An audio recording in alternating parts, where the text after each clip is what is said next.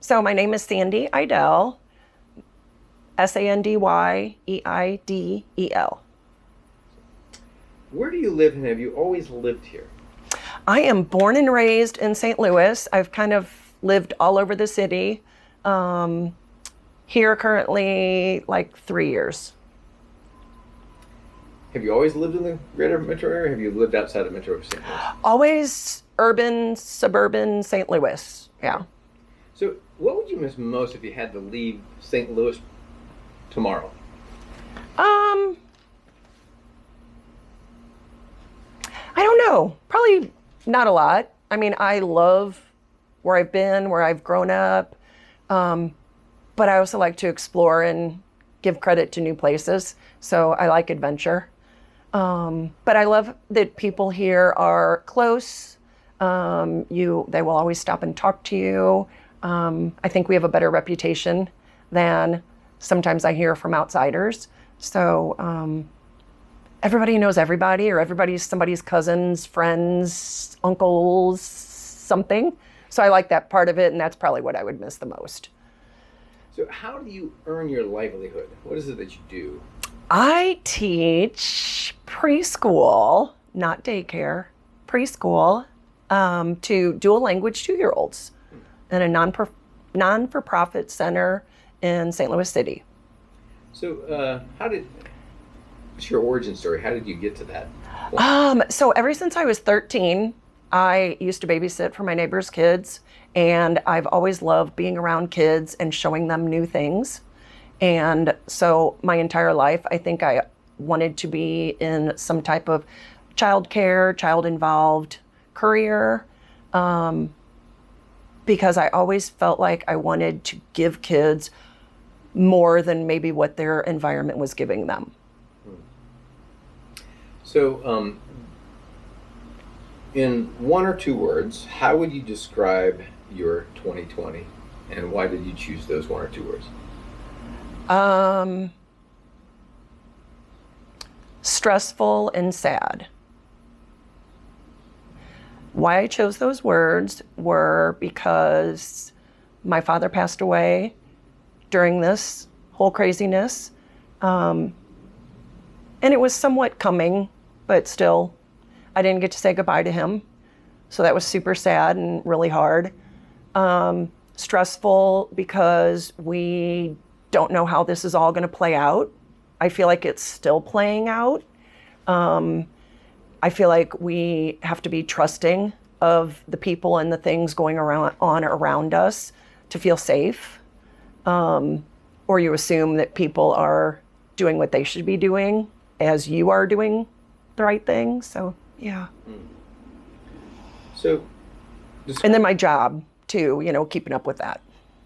So describe the moment COVID-19 became real to you, and what were the emotions going through you at that moment? So it was probably like we closed on March 16th, and it was probably. What do you mean you closed? Our center. Yeah, let's start. So say. So sorry. What started with COVID for me was my center closing on March 16th. Probably a couple days before that, we started getting worried about, were we going to stay open? Was it going to be safe? How were we going to do it? How is this going to affect us personally as well as professionally? And then getting the final message on Monday the 16th that we just need to shut it down, and it may just be for 2 weeks is what we originally thought. And it ended up being, we went back on July 6th. So how were you feeling when all that was going down? I was feeling stressed when we first were worrying about it and wondering about it, and not being able to trust like the information you're given. Like, are we getting all the information? Is it your opinion? Is the information you're given twisted or influenced by your opinion of what you're hearing? And so not knowing who to trust. So it was a little stressful. And then, just curious about like how am I going to do this, and what am I going to have to do, and worrying about my kids too, you know. So how did daily life change for you at first? So daily life changed for me because I went from a 40-hour-a-week job outside my home to a 40, probably 35-hour-a-week job inside my home, and figuring out how I was going to do that. So we social distanced, obviously went into our homes, but still virtual taught, and was virtual support for our families, and was still expected by our occupation, our job, to still do our job because they were still paying us. And so figuring out for me how I wanted that to look, and how I wanted to not impress my bosses, but let them know that I appreciated being paid, and to what extent they expected me to continue to do my job, and how that was going to look. I mean, I wanted to impress them, but I also wanted to feel good about what I was doing as a teacher, as a resource for my families, was probably number one. So what's life like now, 120 days into this? What was your daily life like now? So I feel like I'm still cautious, but I'm definitely venturing out more. I do curbside pickup. I still am doing a lot of virtual teaching, sending emails and all that kind of stuff for support for families. I'm still constantly checking in on them if I haven't heard from them. You know, I kind of try to drag out of them, how are you? I haven't heard from you for a while. But at the same time, trying not to feel like I'm bothering them, like keeping it sincere. So I am still doing curbside pickup. I am bike riding. I try to keep my distance away from people still, though. Like, so I am still not brave enough to go to a gathering of 100 plus people or eat inside of a restaurant unless I can tell that they're respecting the social distance part.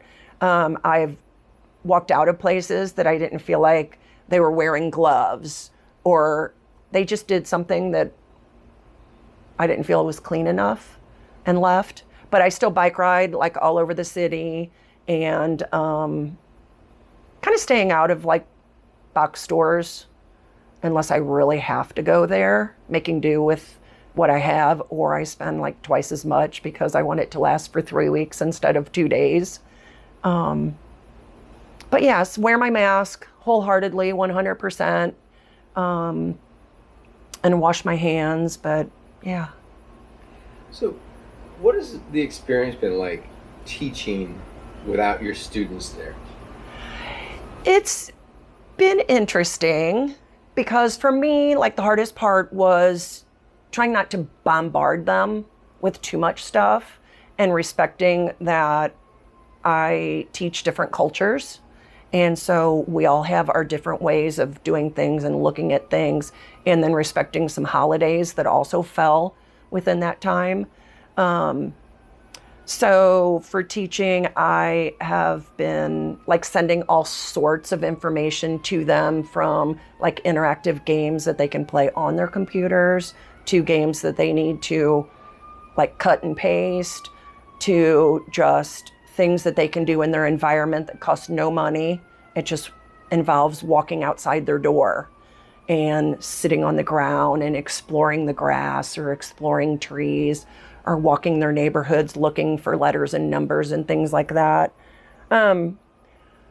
So less work in some respect because I wasn't fully engaged and active like every second of the day like I was in the classroom, but harder from the standpoint is that I had to think about, do they have the time? Is it appropriate? Do they want to? Do they care? Do they have the resources to implement what I'm trying to get them to do? Do they have internet? Do they have a laptop or an iPad or something like that that is not is going to make this activity like not possible for them. And just trying to really get a lot of feedback from them and asking them, am I giving you what you need and what you want? And they were super honest, about some of them needed, I just need sanity articles. And like one mom said, I can't do anything that you're giving me.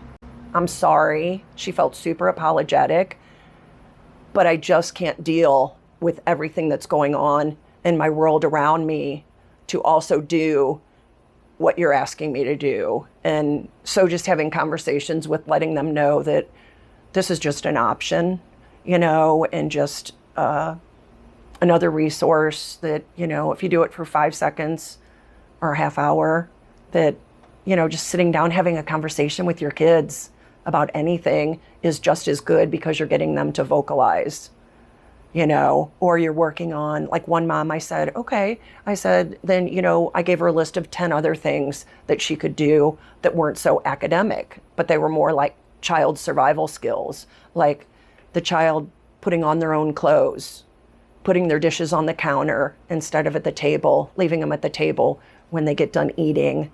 I call them survival skills, 2-year-old survival skills, giving them a book or a picture, even a family picture, and having them vocalize and talk about who's in the picture, and having recall sessions, or just going out in their yard and blowing bubbles and painting with water with paintbrushes.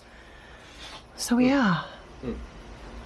So, what has been your biggest challenge throughout the pandemic? Feeling like I'm enough for what my parents need has been my biggest challenge.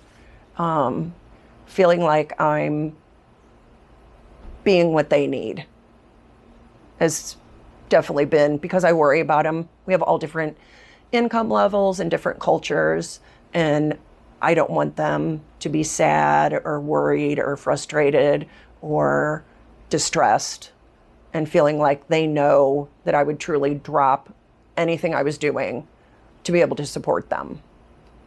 How is that different than pre-COVID? I mean, were you very focused on the parents as much as you have been with COVID? Yes, just because I'm that type of person that I feel like I am super analytical. So pre-COVID, I felt like maybe a little bit less, but at the same time, if anything happened or a parent shared a personal story with me, I always felt like I took it home and like reanalyzed the situation to see if I was seeing it the right way, seeing it from a different perspective. And then post-COVID, or current COVID, I should say, I wish it was post, I am more worried because like some of my families live in very small spaces and we're all kind of closed in, or we're doing maybe less outside of our homes. We're being pulled in. So I feel like maybe stress levels are different.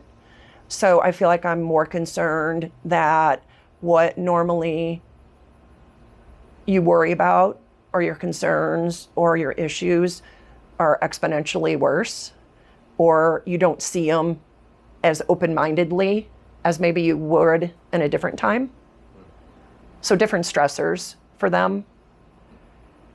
So how does this challenge compare to any other challenges you faced in your life? I mean, anytime I feel like you put the potential of ending life in the scheme of things, that's changed how I've done things in my life. But at the same time, I try to stay super positive and say, let's just get through this portion. Let's just get through this event. Let's just try this first, and then keep knowing that we're there for each other and that there are options out there. And hopefully not be so negative that we don't know what COVID's bringing to the table. And I think they're still trying to figure it out, that let's just go through each aspect of each little thing and hit things differently that way instead of going for the big picture, not worrying about the bigger picture. so much as getting through like the next 5 minutes of our day, or my child was potty trained and now he's not. You know, put emphasis on different things, or try different things to take your mind off of COVID. So you guys closed, you opened, now you closed again. Yes. What's going through your mind as a teacher, thinking about the fall and getting kids back in classrooms, and kind of what feelings do you have about when you think of that? So my feelings about fall and opening, or potentially changing our status, it's a little bit terrifying, thinking that the powers that be, the government, the whatever group that has an idea, somebody sitting there in some group, telling me how my job should be or how it should change. They don't know. Like right now, I have 8 kids in my classroom where normally I had 16. We've doubled the space within our classroom. So it used to be a half wall with 8 kids on each side and 4 teachers. So now we have 3 teachers and only 8 kids.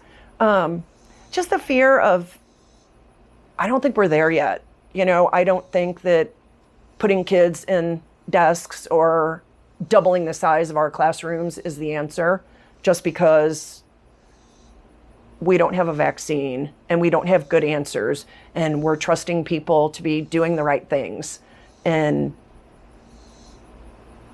things spread and change so quickly that I don't see full opening in the fall, and I hope not. And I think about kids that have to go back and they're trying to figure it out, if it's going to be virtual or how it's going to play out. And it's tough, because are the parents equipped and the caregivers equipped to take on that responsibility?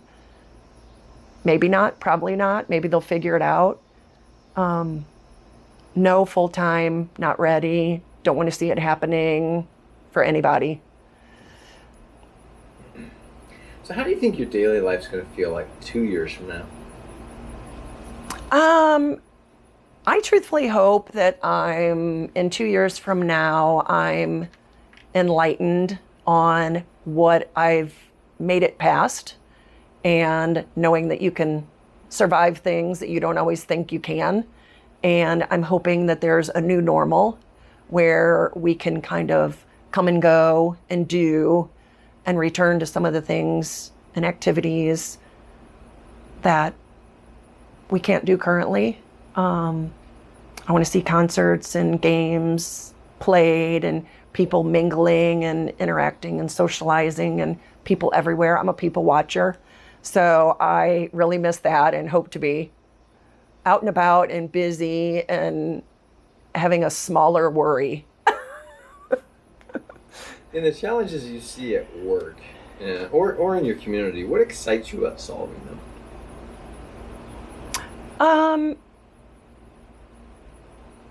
Challenges that excite me, I think that as long as we keep going and don't give up, everything is doable. I think we need to all be flexible to change some things. I am excited to see an end to COVID, and to know that we all made it through, and hopefully we're better people, mindful people on the other side of things. So we're about 6 weeks, 7 weeks out of a whole other thing that's emerged during the pandemic, which was sparked by the George Floyd incident. And then we had this resulting thrusting the racial injustice conversation out into the light again. What was your personal reaction to the George Floyd incident? And how would you characterize the community here in St. Louis's response to that moment, and subsequently the conversations that have come back up? So for me, what's changed with since George Floyd, or because of George Floyd, or it's gotten more so, we were, because of the population of kids in my school, really making sure and being self-aware that you were being mindful of other people, other cultures, others, and sometimes having to put your own beliefs aside, or finding a safe person that you could talk to, that they could respectfully help you through it and help you grow. So it's been tough. I wasn't there, is the first thing. I think it's all sad and needs to change. I have different beliefs, and obviously we all do, that I support the police and having them and needing them. However, that being said, behavior needs to change, and it needs to be revisited how things are handled, because nobody, no matter what type of personality, demeanor, style you are, type of person you are, you don't deserve to die because somebody else has a different opinion of you or a different perception of the event that just occurred. So for me, I'm having deeper conversations with friends of mine that are of different cultures, and asking them like really hard questions, and also worrying and analyzing myself, like, do I feel safe enough to ask this question to these people? Like, this is my perception of this issue or this topic or this situation, and then feeling safe enough for them to say, no, you're wrong, or no, but what about this perception, or what about this angle? And so sometimes I feel like I can't ask those questions and broaden myself, and so they stay inside my head and swim there. And then I have a couple really good friends that I'm like, I start the conversation with, I need to ask you something, and they know that I'm going to like a topic, and that this is what I'm thinking, or this is what I'm feeling, or this is what I've been taught. Like, help me understand more so a different perspective on it. I've gone to a lot of ABAR classes, and they're continuing online and things. So it's anti-bias, anti-racism, and just from the child perspective too. Like, how do you teach a 2-year-old that can't speak to be compassionate and caring and be neutral to peers that may look different than they do, and how do you explore it from their perspective? And being okay with not knowing like how their culture lives and how their culture thinks, and knowing that you don't have to agree with it, but we all need to meld together and go forward from that. And how that's going to play out has been kind of tricky. Fascinating. So, what 1 or 2 words would you use to describe how you feel about the next 5 years? Encouraged. I feel the next 5 years, I feel encouraged, hopeful, excited. I'm choosing to stay on the positive side. So, a little worried too. So, is there a question I haven't asked, or a topic I haven't raised that I should have, or that you want me to, or that you want to cover, something that's on your mind?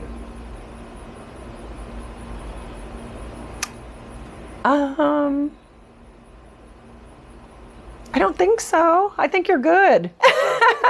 Just kidding. You're challenging me to think of things too that, think of things that I'm going through, and how I look at things, and how I make sure I verbalize things like appropriately, or, that I don't, the hardest part for right now is being a white person and thinking you're saying things one way and thinking your intentionality is one way, and having the perception or a different culture's own experiences and biases and opinions twist it differently.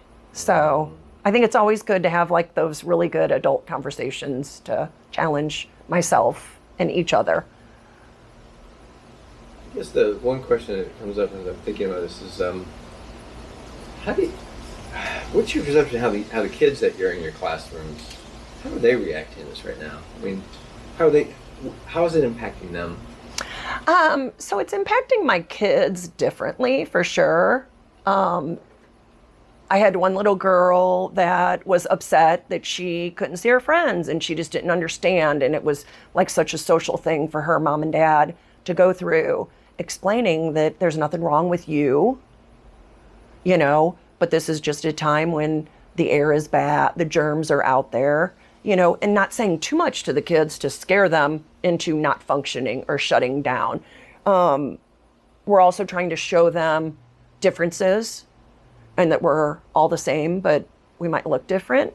We're all the same, but we might feel different. We might act differently, but we're all, like we always talk about, the turtle family. We're the turtle room. So we're a turtle family. That's their second family. So we need to be really mindful and care about how the next person's feeling about you, but also letting them know that you made me angry, or I'm sad about this, or I don't feel good today. So the way I react to you may not always come out the way I want it to. And so we're all going to be a team and we're going to work through it together. And then at the same time, on my end, I'm just trying to give them exposure to different things. So different colors of baby dolls, different colors of crayons, different instruments. I have a huge wall of a diversity wall, and I just save like pictures, whatever picture I find of different cultures doing different things and different people, and just throwing that up there. So I'm constantly putting pictures over pictures. And so my kids are like, well, where did that lady go with the red dress with the beads, and just giving them exposure, but at the same time knowing that we're a team and we're going to work through all this together. Fascinating. Yeah. So this is going to be a documentary that goes up on the internet. It'll be YouTube. People will find it. We don't know when they'll watch it. Yeah. Where they're going to be. We don't know if it's going to be years from now. It's going to be in the neighborhood. It's going to be miles away, different countries. Is it going to be weeks? Who knows? We don't know. It's kind of a time capsule. Yeah. But here you are. Someone's watching this right now. Someone's watching this and hearing what you just said. What message would you want to give them as they unpack this? What would you want them to hear? I just want us all to be united and a team, and know that there's going to be mistakes made, and people need to be given second chances and fresh starts. And like, if you have something, I tell my friends, if you have something to tell me or educate me about, because I feel like I'm a lifelong learner, to make me a better person, that I hope they have the energy and the drive and determination to tell me and help me grow. We're gonna make mistakes, but I want us to not give up, keep working together. So we have a bad day, a bad minute, a bad hour, a bad week. Don't give up. And let's do this together. Let's end the silliness, and let's do this together and make people accountable if they're not treating people correctly or appropriately, correctly, maybe a bad term, appropriately or rightfully, that everybody feels good about everybody. And, that might be a naive thought, but I want it to be that way. And so I'm hanging on to that. Any final thoughts or things before I hit stop on the record buttons? No, I have just enjoyed this. It's helped me be introspective and think about myself and I am very curious to see how this plays out. I'm excited. Moment of loss. So I did want to explore with you. You mentioned losing your father, not from COVID, but during COVID, right? Correct. You Yes. weren't able to. So talk about what that whole thing. What was that like for you, for your mom, for your family, to have someone so close to you? So losing my dad during COVID, but not as a result of COVID, was really tough just because I'm the only person, my mom and dad and I are the only people in town. Everybody else is out of town. So that was very hard, feeling isolated and alone. And because he had a pre-existing cancer condition where we were just trying to figure out where he was at this point of it all when COVID kind of hit, what was going to be the next treatment, if there was a next treatment, and then not being able to go into doctors to see them was frustrating. Not getting people to call you back because I don't know if they had their own issues, their own worries, their own concerns. So feeling very frustrated with, why are they not calling us back? You know, and knowing that they weren't limiting the procedures that they were doing, like within doctors' offices and hospitals, they were trying to do everything remotely. Would there have been a different outcome, or would there have been a longer time that we had with him? And knowing that he needed like 2 procedures done, and like 1 procedure was like maintaining his health a little bit longer. So then you think about, you know, are we second guessing? Are we doing this wrong? Should we be tackling this from a different direction? Should we have a different mindset on it? And at the same time, the hardest part for me was not knowing how he felt about it. Like, I hadn't seen him since December. Because like with work and situations and seeing my parents, sometimes she would say, hey, come over for Sunday night dinner. And I'm like sad that my reaction was, oh, I have to go to work tomorrow and I need to do this, or I didn't get to this chore, and missing out on that because I wasn't thinking that way, you know, or I was thinking, oh, he's got 6 months to a year, or maybe longer, maybe shorter, that I still have time. So having those regrets, having all my family out of town and doing it by myself with my mom, being in the same city and adapting to how she felt and her moods and her fear. And at the same time being like, why is she so cool? Like, she's so calm and she's so normal. Like, why doesn't she feel frazzled like I do? So yeah, then we got to COVID and things, because he wasn't getting these procedures, or, you know, we couldn't get through to doctors because one of his doctors took a 2-week vacation before COVID. And I'm like, wait, you don't get to go on vacation. Like, we got stuff going on. We need you, you know, and feeling selfish about that. So it was tough. And then at the end, you know, my mom is just turned 81. My dad would have been 84. And knowing that once the COVID stuff started, she's like, you're not coming over. Like, you're not. No. Like, we can't do this. And then with the cancer part on top of that, she was even more cautious, you know, and so I wasn't allowed to go. I'm like, I'll stand in the street and talk to you. I, feeling selfish, need to see you. Like, I need to visually see that you're okay, you know, and I need to cry with you, and I need to virtually hug you, and not being able to do that. And so then when it was happening, and my dad still was not admitting that he was dying, but he started refusing. Like, they wanted to do some more blood transfusions, and they realized that this was probably like a life-saving thing. And he's like, I don't want to do this anymore. And then, like, probably 2 weeks before he passed, they decided, well, let's go ahead and try a radiation. Let's go ahead and put a chemo schedule together. And knowing that, was he too far past that to be effective? And was like, why put him through that again? But he did, and he agreed to it. And so he went through 1 week of radiation and missed his 5th day of five days of radiation because he said, I just can't do it anymore. But in his head, he still wasn't saying that I'm dying and I know this is the end. He was just saying, I'm tired today. We'll revisit this on Monday. And then my mom having to make that, like, I'm making this decision for you and I'm making you do this or not do this. But the whole time my dad still wasn't saying, I'm dying. I know I'm dying. So it was crazy. On Monday, he said, I'm not leaving the house anymore. He finally sort of was going the direction, like he was starting to realize this was the end, but he still wasn't verbalizing it. So that was really hard for my mom and like us as a family because we didn't know what his mindset was. He seemed mentally to have all of his faculties and be aware. But how do you think about that? How do you approach that? Like, I don't know how that plays out.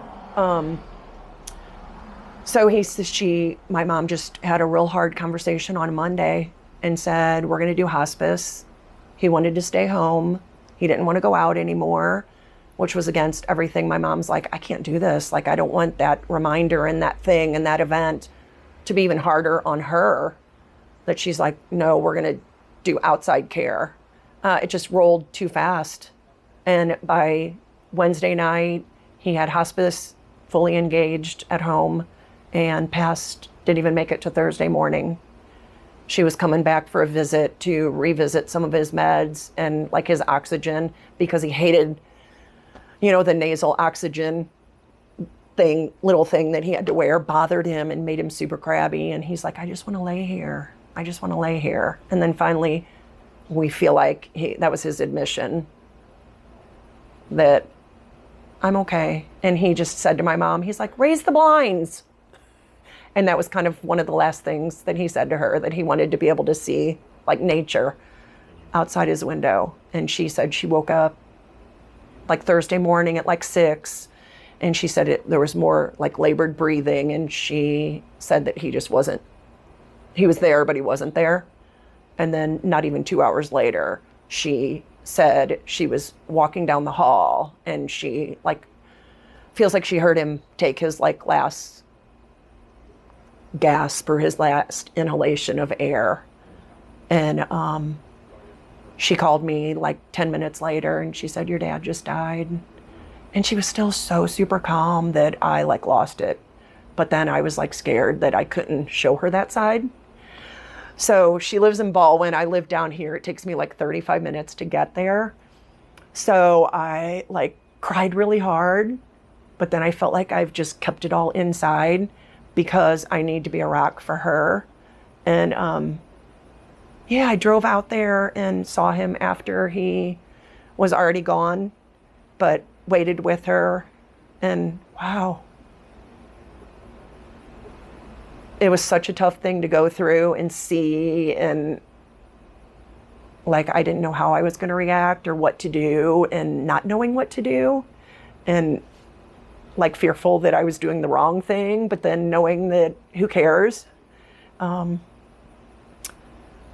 was crazy. And then making phone calls to my boys saying, sharing that news and needing to make sure everybody else was okay. So it was tough. How did your family grieve it then? How do they grieve if you can't get together to grieve? Yeah, so grieve in COVID. Yeah, so I truthfully don't know that we fully have, because he was going to give his body to science, and all along he wanted to be an organ donor, like all his life. He wanted to give back. He wanted to give his body to SLU, to their medical school. And so now COVID hits, they weren't taking anything. Funeral homes were not open. So it's like, we need a plan B. We don't have a plan B, And seeing, that was probably the thing that my mom and I cried the hardest about is that feeling like we were doing him justice and doing the right thing we're Catholic, so doing the right thing by church and by God and by him and what my mom needed. So the only option was cremation, and it was nice. I hate to say it was cheaper, less expensive, but it was harder because we didn't know, in the eyes of the church, you're supposed to do certain things to preserve the life and the continuation of life. But my mom needed to take his ashes and take them to places that they had been. And that's what she needed. So that was like a big thing that her and I bonded over, was revisiting places that were special to them. And then she finds out 2 weeks ago from the priest, he goes, well, when was he buried? And we're like, well, he's still on the counter, and not knowing that was like being good Catholics, you don't talk about that, and not knowing that was like not the direction we were supposed to go. And so then revisiting, I needed to do this, but I did the wrong thing in my faith and in my beliefs, and readjusting to that. And my mom had a really hard time that she was wrong, and that whole new conversation, about, yes, these people believe this organization believes this, you need this, I need this. The judgment phase of, why does it have to be wrong? Like, it wasn't really bad what you did. It just was a different direction. So, yeah. Mm. And still, we have not, so can't have any services or anything like that. And my dad was a down low key kind of guy. All he wanted was Glenn Miller playing and us to party, play games, hang out at his house, play pool and ping pong in the basement, have all the kids just hanging out. He wanted he was an Army guy for a few years, so he wanted his duffel bag from the Army brought out, and just reminiscing and touching and visiting his things. And like when you went to the basement and he had an alphabetized workbench, cleanest workbench you would ever have worked off of in your life. He probably could have performed surgery on there. And just saying, do you remember when he got out this screwdriver and he did this, or he built this, or he fixed this? Or do you remember hearing the same story like 65,000 times? But now it was the story that we needed to hear. Or his bad dad jokes. And that was another thing that we revisited, this whole diversity thing, was he was a Mississippi boy from the 40s, 50s, 60s, and teaching him how to say things appropriately. Dad, you don't say that loud. Like, shh, where's your filter? Like, don't say that. Or, we have to be in the proper location to talk about this. And then teaching my kids that don't ever repeat anything that Grandpa says. So, yeah. So we're waiting. So then we were doing it at the end of this month. And because COVID seems to be amping up a little bit, and I have a son in New York and family in Georgia and Florida, Illinois, we canceled it, Colorado. And so that was tough. And I can hear in my mom's voice that she tried to be like, we're just going to reschedule it, and just be like real nonchalant about it, when I could tell it was like hurting so bad. So yeah, she's like, well, I guess, we'll just do funeral and Christmas, she said. And I'm like, we can't be flip about it either, but, not knowing how to say it and how to frame it. So we don't know. We still haven't said goodbye, like officially, or, the way your culture, you have this memorial or this funeral or this whatever, is the belief that We're still in limbo. How does that make you feel, like as the daughter? I really worry that my mom's not getting what she needs. You know, I feel like because, like I said, Rebecca's mom has always been my warm, fuzzy person. And my mom was very hard and opinionated and just, she made you earn your walk. You walked a certain way because, you know, that's what she believed in. Great person, super smart, but feeling like she's not getting what she needs. She's in limbo, and that she is moving really fast about some things and not addressing other things in respect to it. Like she had, like, the entire house was cleaned out like within a week, because she is an OCD, neatnik. Everything goes in the right place. You get up every morning and you make your bed and you clean your room, and if it's in the middle of the floor, it gets thrown away kind of person. And I guess she needed to do that. I don't know, but that was the big question with my sister and my brother was, holy criminy, like, she's like, so many things are gone already. Or she was on the phone like, we have a barbecue grill, can you use it? Trying to find places and nobody would take anything, you know? So seeing her do some things really fast and then not address other things at all has been really hard for all of us. And just us being different people, like what my sister thinks is the direction things should go, and my brother thinks there's a direction, and knowing that, well, it's okay, and we're still okay, and we're getting through it, and, you know, knowing when you can cry and when you're, like, not supposed to because you have to be the tough person, or is it appropriate to cry now, or to be that sad? And then other times my mom's like, it's okay, like, get over it. So it's been strange, really strange.